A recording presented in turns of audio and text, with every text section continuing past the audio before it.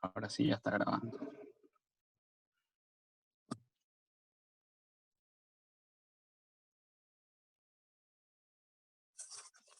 Y entonces vamos a empezar a hablar un poco de ácidos y bases. Esto es un repaso para su examen que es el día lunes, si no mal recuerdo. Y bueno, siempre que hablamos de ácidos y bases, nosotros ahora ya entendemos lo que son por las definiciones que hay, pero antes de esto ya se conocían de las propiedades ácidas y de las propiedades básicas de los compuestos sin que hayan las definiciones como tal. ¿Y cómo se los reconocía? Porque los ácidos tienen sabor agrio. Si ustedes chupan un limón van a notar ese sabor agrio. En cambio, las bases tienen un sabor amargo y son untosas al tacto. Por su parte, los ácidos viran el tornasol a rojo. Si ustedes ya han estado en inorgánica, han visto que trabajan con el papel tornasol, entonces los ácidos van a dar un color rojo y las bases un color azul. La solución de fenolftaleína. ¿Se acuerdan qué es la fenolftaleína? Creo que han trabajado en inorgánica con ella, ¿no? Bueno, de todas maneras es un indicador de pH. Y cuando está en un medio ácido, cuando ustedes colocan fenolftaleína en un medio ácido, queda incolora, pero cuando hay una base, ya va a cambiar su color a violeta.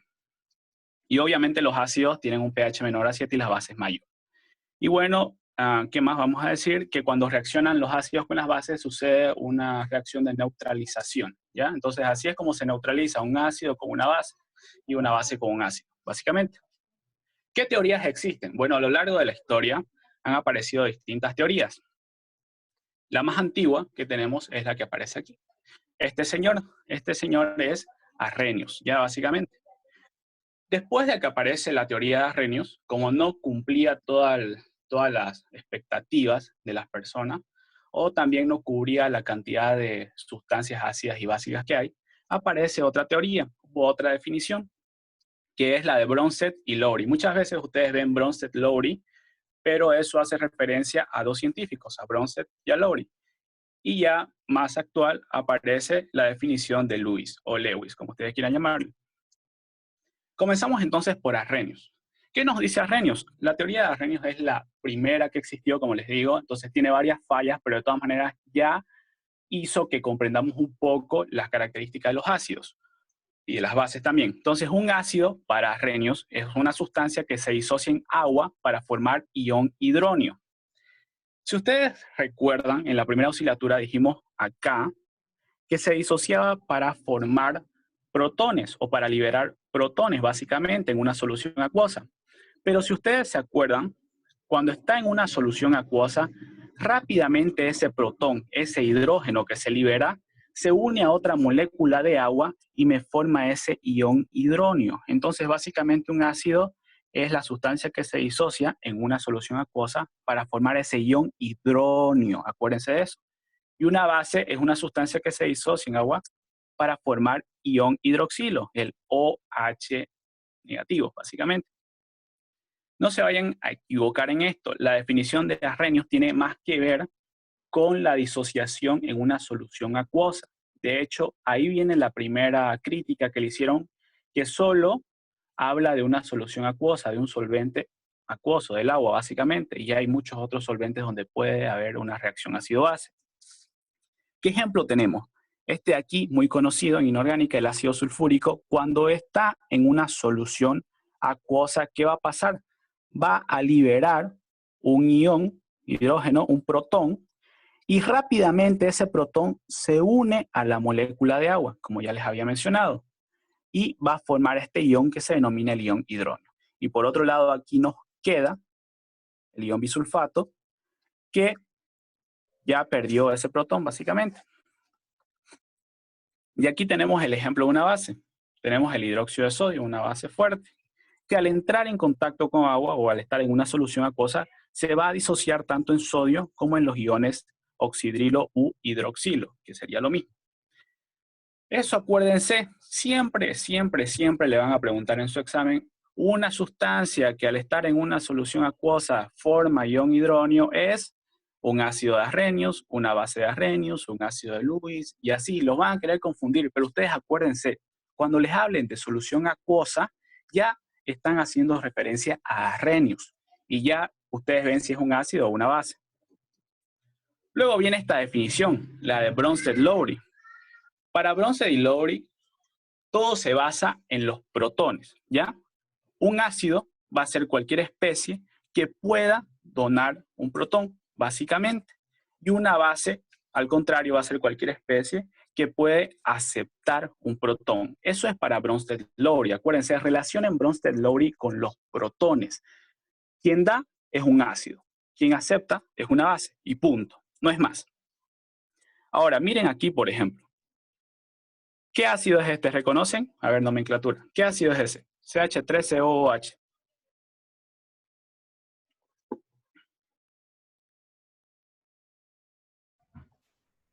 Ácido acético. Muy bien, ácido acético. Vamos a ir repasando nomenclatura para que les sea muy sencillo. El ácido acético acá está reaccionando con agua. El agua, al igual que los alcoholes, ¿se acuerdan qué propiedad tenía? ¿Alguien se acuerda qué propiedad tenía el agua? El agua tenía la propiedad de que es una sustancia anfótera. Anfótero. ¿Y alguien se recuerda qué es un anfótero? Sigamos repasando para que no sea Que solo actúa como ácido y como base. Muy bien, un anfótero es una sustancia que actúa tanto como ácido y como base. Al igual que los alcoholes, el agua es un anfótero. Si le ponen a ustedes una pregunta en la que dicen, ¿cuál de estas sustancias actúa como ácido? Y les dan 5 moléculas, pero entre ellas está el agua. Sí o sí tienen que tiquear el agua. Y si les dicen, ¿cuál de estas sustancias actúa como base? Para seleccionar varias. Y entre esas opciones está el agua. Sí o sí tienen que tiquear el agua, porque el agua es anfótero, acuérdense de eso. Si ustedes no seleccionan el agua, ya ahí perdieron puntos. Y bueno, aquí el ácido reacciona con el agua que va a actuar en este caso como base, y el ácido va a cederle un protón a la base y va a quedar así como un ion acetato con una carga negativa. Y rápidamente ese protón reacciona con la base importante, que es el del par conjugado. ¿Qué es un par conjugado? Miren, cuando este ácido dona su protón, se convierte en una base conjugada. Y cuando esta base, que en este caso es el agua, acepta ese protón del ácido, se convierte en un ácido conjugado. Entonces, un par conjugado está conformado tanto por un ácido con su base conjugada o una base con su ácido conjugado. Miren aquí, en esta reacción tenemos dos pares conjugados. El primero es el ácido acético, con su base conjugada, que sería el ion acetato. Y por otro lado tenemos el agua, que actuó como base, con el ion hidróneo, que actuó como su ácido conjugado, ¿ya? Acuérdense de lo que es un par conjugado, ¿ya? Y siempre, si este ácido es fuerte, vamos a hacer un ejemplo, no aquí no es tan fuerte, es moderado el ácido acético, pero si fuera fuerte, su base conjugada necesariamente tiene que ser débil, acuérdense de eso. El ácido tiene su base conjugada que es débil y la base tiene su ácido conjugado que va a ser débil. Aquí miren, aquí el agua actuó como base, pero aquí actuó como ácido. ¿Por qué? Porque siempre el agua va a actuar como base o como ácido dependiendo del otro reactivo con el que esté reaccionando. Eso es muy importante que ustedes reconozcan al otro reactivo. Aquí era un ácido, entonces necesariamente el agua tiene que ser base. Aquí el agua está reaccionando con el ion cianuro, que va a actuar como base. Entonces necesariamente el ácido va a tener que ser el agua. Aquí el ion cianuro va a captar ese protón del agua y va a convertirse en el ácido conjugado. ¿Qué ácido es este? ¿Alguien se acuerda? ¿Ácido cianhídrico? Ácido cianhídrico, muy bien. Y por el otro lado, el agua tiene su base conjugada que va a ser el ion hidroxilo u oxidrilo. Y aquí, como ustedes pueden ver, el par conjugado. El agua, que es un ácido con su base conjugada, que es el ion hidroxilo, y el cianuro, que va a ser la base con su ácido conjugado, que es el ácido cianhídrico. Muy bien. Y acá les puse otro ejemplo. Aquí tenemos el ácido clorhídrico, que está actuando obviamente como ácido, y aquí el hidróxido de sodio. El hidróxido de sodio va a aceptar sea, se va a disociar y ese ion oxidrilo va a aceptar el protón que proviene del ácido, ¿ya? Y lo mismo acá. Este de aquí, el ácido clorhídrico está donando ese protón. Ahora aquí, el ácido sulfúrico. El ácido sulfúrico dona ese protón para este. ¿Qué se llama esta molécula? NH3. NH3. Sí, a primera vista nomás. ¿Qué se llama? NH3. Amoníaco. Amoníaco, muy bien, amoníaco. Y lo mismo, el amoníaco va a captar ese protón que viene del ácido sulfúrico y se convierte en su ácido conjugado. Aquí es NH. Si ustedes se dan cuenta, aquí lo esquematizaron como NH3 ligado a un protón, pero en realidad es NH4+, que viene a ser el ion amonio. El ion amonio sería el ácido conjugado de la base, que sería el amoníaco. Entonces, eso acuérdense, cuando ustedes hablen de Bronsted-Lowry, acuérdense de que están hablando de los protones, ¿ya? De los hidrogeniones. También acuérdense de lo que es un anfótero, de que el agua actúa como ácido o como base dependiendo del reactivo con el que esté reaccionando. Y también acuérdense de lo que es un par conjugado. Entonces ahí lo anoté por si me olvidaba. Y bueno. Ahora Lewis. Lewis se concentra más en los enlaces, o también podemos llamar en los electrones. Se concentra más en eso, en la formación o destrucción de enlaces. Pero para nosotros, acordarnos, netamente decimos electrones, ¿ya? ¿Qué es un ácido de Lewis? Un ácido de Lewis es toda sustancia que puede recibir un par de electrones.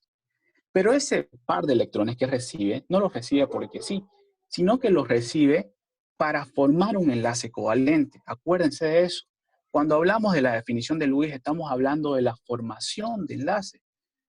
Entonces un ácido recibe ese par de electrones y ¡pum!, forma un enlace. En cambio, una base es una sustancia que va a dar un par de electrones. Y al dar ese par de electrones, va a formar un enlace covalente. Entonces, miren, ya vimos enlace covalente y por eso ustedes esto lo captan rápido. Entonces, siempre es así, uno va siempre de lo general a lo específico. Y ahorita ustedes están captando más rápido porque ya vimos enlace. Cuando nosotros estamos hablando de la definición de Lewis, ya entran unos conceptos muy importantes. Por ejemplo, aquí tenemos una base de Lewis. Esta base de Lewis tiene ese par de electrones. Ese par de electrones se los va a dar al ácido de Lewis, pero no es que se los dé ya, sino que al dárselos forma un enlace covalente. En sí no es que se lo da, sino que en sí los aporta para formar un enlace covalente. Y el ácido de Lewis está aceptando ese par de electrones y a la vez forma un enlace covalente. Entonces, cuando hablamos de la definición de Lewis, estamos hablando de la formación de enlaces. Una base da un par de electrones y un ácido acepta para formar ese enlace. A las bases de Lewis se las conoce como nucleófilo. ¿Por qué nucleófilo? Porque tiene sus electrones aquí que quiere enlazarlo al otro. Entonces, por eso se denomina un nucleófilo, ¿ya? Porque es como si estuviera buscando el núcleo, del otro átomo. Entonces, por eso se denomina nucleófilo. Y acá tenemos al ácido de Lewis que va a ser el electrófilo, ¿ya? Porque es un, vamos a decirlo así, un amante de los electrones y quiere captar esos electrones de la base. Entonces, por eso es un electrófilo. Si a ustedes le ponen en una pregunta en su examen, un electrófilo es un ácido de Arrhenius, un ácido de Bronsted-Lowry o un ácido de Lewis, ¿qué pondrían? De Lewis. De Lewis, no de Lewis. Muy bien. Miren, aquí, el nitrógeno en su capa de valencia, ¿cuántos electrones tiene? ¿Se acuerdan? Nitrógeno. Cuando veíamos metilacida, todas esas cosas. 5. Muy bien, tiene 5. Tiene 5. Miren, aquí el nitrógeno está dando uno para un hidrógeno, otro para un hidrógeno, otro para otro hidrógeno. Y se queda con un par de electrones no compartidos. ¿Qué va a hacer? va a dar a esta otra molécula. ¿Qué se llamará esta molécula?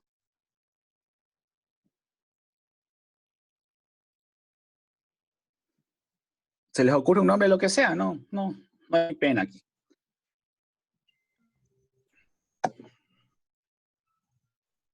¿Tri qué? Trifluoruro de boro. Muy bien, exactamente. El nucleófilo da ese par de electrones aquí para formar ese enlace. Y por el contrario, el ácido, o también denominado electrófilo, acepta ese par de electrones y ¡pum! Se forma el enlace. Entonces vean ustedes, cuando hablamos de Lewis, hablamos de enlaces, hablamos de electrones, de ese movimiento. Un ácido va a aceptar y una base va a dar, básicamente. ¿Todo con qué finalidad? Con la finalidad de formar enlaces. ¿Ya? No me olvidé de nada acá. No. Muy bien.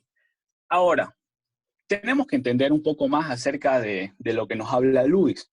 Entonces, hay una clasificación tanto de los ácidos como de las bases. Y aquí vamos a ver algunos ejemplos. Estos ejemplos están hechos porque en el examen netamente le van a preguntar, ¿tal molécula es? Y ustedes van a tener que responder. Entonces, ustedes entienden esta parte y ya ganaron varios puntos. Los iones positivos, si ustedes se acuerdan en la primera asignatura, son ácidos de Lewis. Los iones positivos son ácidos de Lewis. Ustedes ven ahí su molécula que tiene su carguita, ahí tiene su más, tiene su carga positiva. ¡Pum! Ya ustedes lo reconocen. Ese es un ácido de Lewis. Aquí, por ejemplo, tienen el ion plata. Aquí tienen un hidrogenión o un ion hidrógeno. Y aquí tienen amonio. ¿Qué hace común a estas tres moléculas? La carga positiva, que son iones positivos. Y si son iones positivos, van a poder enlazar esos dos electrones. Eso lo convierte en ácidos de Lewis. Acuérdense, iones positivos, ácidos de Lewis. ¿Qué más? Moléculas en las que el átomo central tiene el octeto incompleto. Ya, ¿a qué se refiere con que tiene el octeto incompleto? Miren, por favor, aquí, el aluminio. El aluminio, ¿cuántos electrones tiene en su capa de valencia?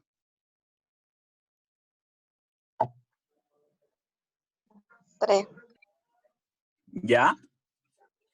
Y se está uniendo con 3 cloros. Ahora, ¿qué sucede? Si ustedes suman 3 más 3, ¿cuánto da? 6, ¿no? Y para que alcance el octeto, ¿cuántos le faltan? 2. 2. Entonces, estas moléculas, el átomo central, en esta molécula, en la que el átomo central es aluminio, tiene el octeto incompleto. Si ustedes quieren verlo de otra manera, tiene ese orbital en el que faltan 2 electrones. Y como ustedes ya saben, ¿qué nos dice el octeto? Nos dice de que para que una molécula se estabilice, necesita completar su octeto, excepto en ciertas excepciones que ya vimos. Pero tienen que completar a 8. Por eso los átomos se van enlazando, van formando distintos tipos de enlaces, porque quieren estabilizarse. En este caso, todas las moléculas en las que ese átomo central tenga el octeto incompleto van a ser ácidos de Lewis, porque van a querer enlazar un par de electrones. Y acuérdense más que todo de estos ejemplos, por favor. Acuérdense de estos ejemplos. ¿Qué más? Moléculas en las que el átomo central contiene uno o más enlaces múltiples. Pero cuando estamos hablando de sustancias inorgánicas, acuérdense bien, este tercer punto es para sustancias inorgánicas.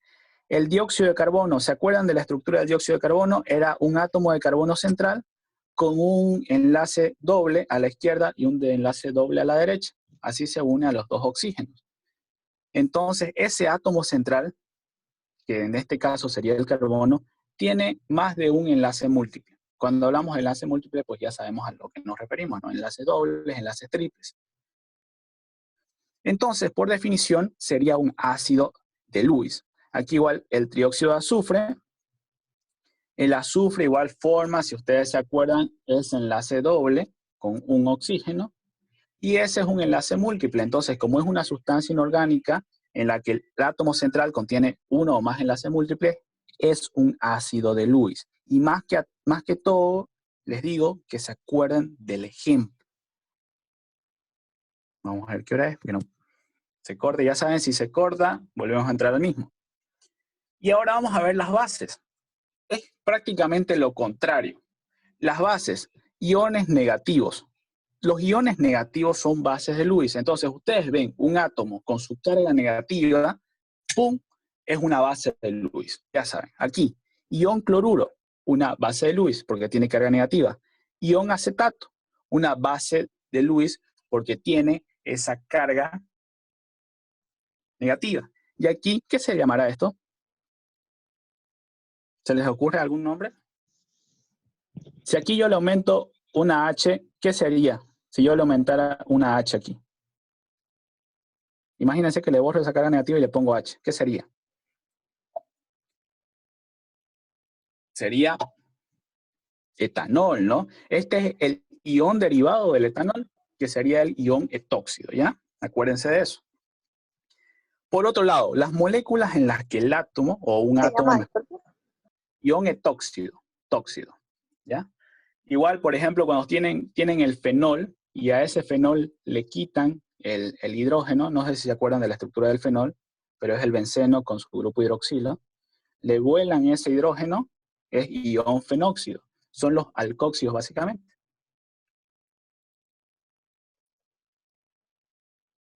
Ya, seguimos entonces.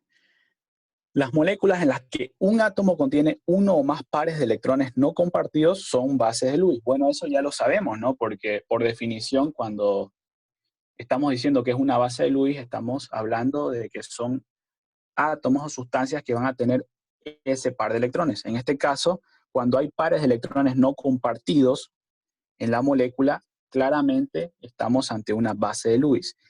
Y el más común aquí, el amoníaco. El amoníaco, ¿por qué? Vamos a volver atrás. Aquí. Este de aquí es el amoníaco. Fíjense, nitrógeno tiene 5 electrones en su capa de valencia, pero solo se une a 3 hidrógenos, por lo que queda un par de electrones no compartidos. Por definición, es una base de Lewis. Aquí, ¿qué sería esto? CH3, CO, CH3. Imagínense ese oxígeno unido aquí por un enlace doble. ¿Qué sería entonces?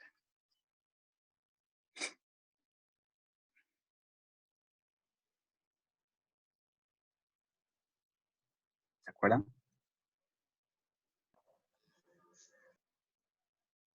Imagínense que está aquí. Dimetilcetona. Muy bien, dimetilcetona, muy bien. Ese oxígeno está dando 2 electrones para unirse con el carbono, aquí, en un enlace doble. Pero el oxígeno en su capa de valencia tiene 6 electrones, así que da 2, pero se queda con 2 pares de electrones no compartidos. Esos 2 pares de electrones no compartidos hacen de que, por definición, sea una base de Lewis. Y por último, moléculas con dobles enlaces carbono-carbono. ¿Cuáles son esas moléculas? Las olefinas, o también ustedes las conocen como los alquenos, básicamente. Los alquenos son base de Lewis por definición, porque forman unos complejos denominados complejos pi. Acuérdense de eso. Más que todo, yo creo que le van a preguntar en el examen cómo se clasifican las bases o cuáles son las características de las bases de Lewis, y le van a dar estos incisos acá, acá. Y no se olviden de esto, por favor, las moléculas con dobles enlaces carbono-carbono son bases de Lewis. Vamos a ver una tabla comparativa. Ácido. Según Arrhenius, un ácido es toda sustancia que en solución acuosa va a formar iones hidróneo, o también va a liberar hidrogeniones y se van a formar después en iones hidróneo mediante la unión a la molécula de agua. Pero básicamente es eso, no una sustancia que va a donar esos protones. Pero acuérdense bien, en solución acuosa. No se vayan a confundir con bronce y Lowry. Aquí en Arrhenius hablamos de solución acuosa. Y por eso, para que no se confundan, en la primera definición yo les dije de que forman iones hidróneos. Ya acuérdense mejor de así, de que forman iones hidróneos. Y una base, por su parte, es una sustancia que en solución acuosa va a producir esos iones hidroxilo u oxidrilo. Bronsted y Lowry nos hablan de los protones, un ácido cede protón y una base acepta protón. Y Luis nos habla de los electrones. Un ácido acepta ese par de electrones para formar el enlace y una base va a donar o ceder ese par de electrones para formar el enlace. ¿Todo bien hasta aquí? ¿Se entiende? ¿Se entiende o no se entiende? Sí. Ya, creo que ya nos quedamos. No puedo ver cuántos hay, pero bueno. Vamos a ver ahora unos pequeños ejercicios. Miren acá. En la reacción, ¿qué se llamará esta molécula? ¿A alguien se le ocurre? Vamos aquí. Metil, ¿qué será? ¿Qué es este grupo? Amida. Metilamina, muy bien. Más, ¿qué será esto? HCOOH. Ácido. Si tiene un carbono. Ácido. No, este no sería el ácido acético, pero quítele un carbono más. El ácido acético tiene dos carbonos. El ácido acético es el ácido etanoico. ¿Cómo se llamaría si tiene un carbono? Ácido. Fórmico. Ácido fórmico está bien. Y el otro nombre sería metanoico. Metil. Muy bien. Ácido metanoico. Muy bien.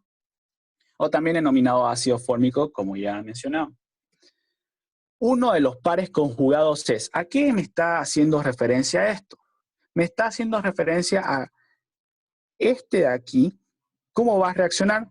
Acá sabemos que este es un ácido, entonces este va a reaccionar como una base. Esta base va a tener su ácido conjugado y este ácido conjugado, este ácido, perdón, va a tener su base conjugada. Y, a ver, vamos a ver. Ahora sí, ya se marcó la respuesta. Pero bueno, quería mostrarles acá.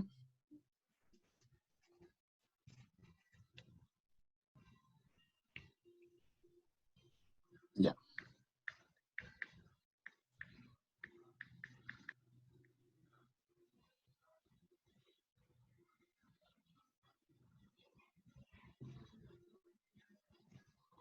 Estoy quedando sin tiempo.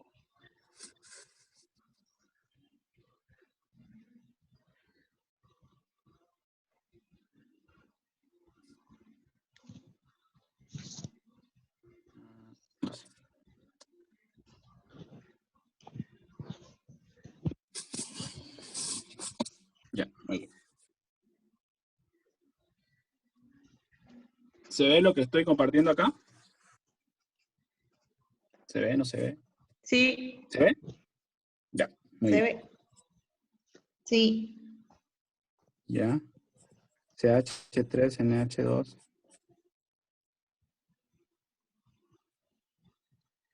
¿Qué sucede acá? Acá vamos a ver esa reacción ácido-base. Este de aquí va a ser la base, ¿ya? Acuérdense, este de aquí va a ser la base y este de aquí va a ser el ácido.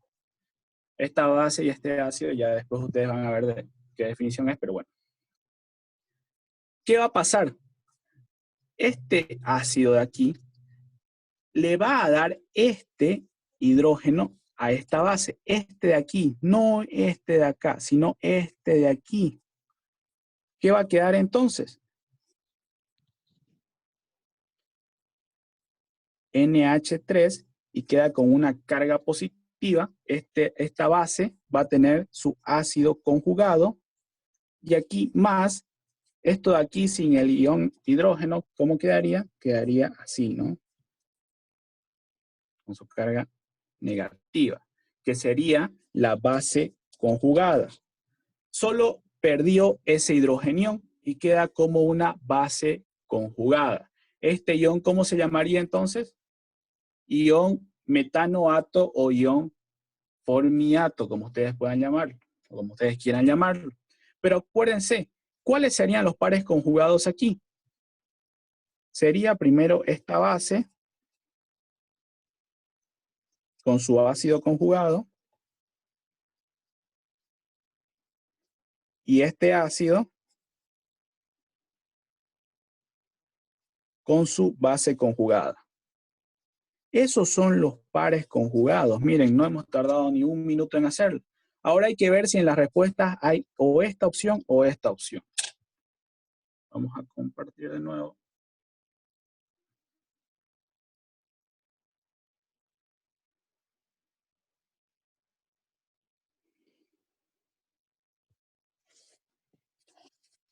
¿Cuál sería la opción correcta entonces?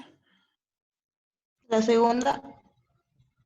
La segunda, muy bien. Entonces, ¿vieron? Así se hace de sencillo esto. Y vamos a ver otra. En la reacción de la anilina con el ion amonio, el producto de la reacción es. Entonces, esa también la vamos a hacer. Anilina con ion amonio.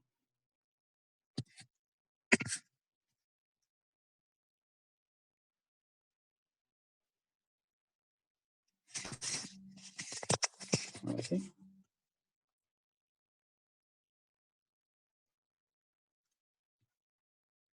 Salió al revés. ¿Por qué salió al revés esto? ¿Ustedes lo ven bien o lo ven al revés?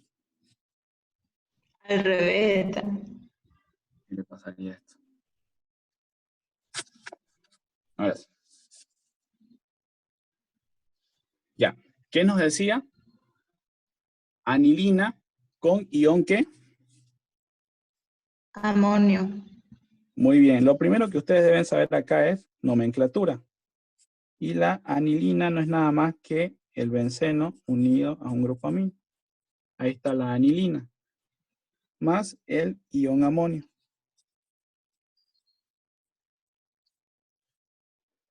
Ya está. ¿Qué es lo que va a suceder aquí? ¿Cuál de los dos creen que es el ácido, el amonio o la anilina?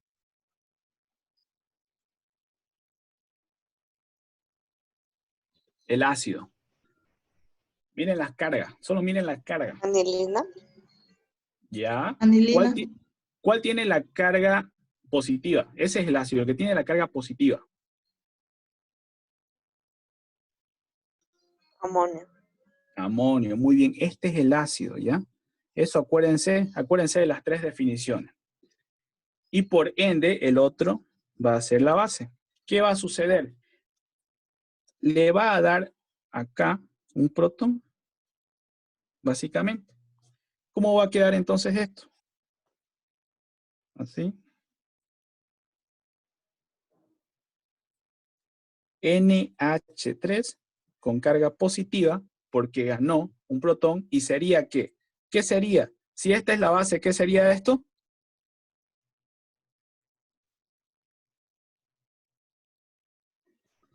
Muy bien, muy bien, muy bien.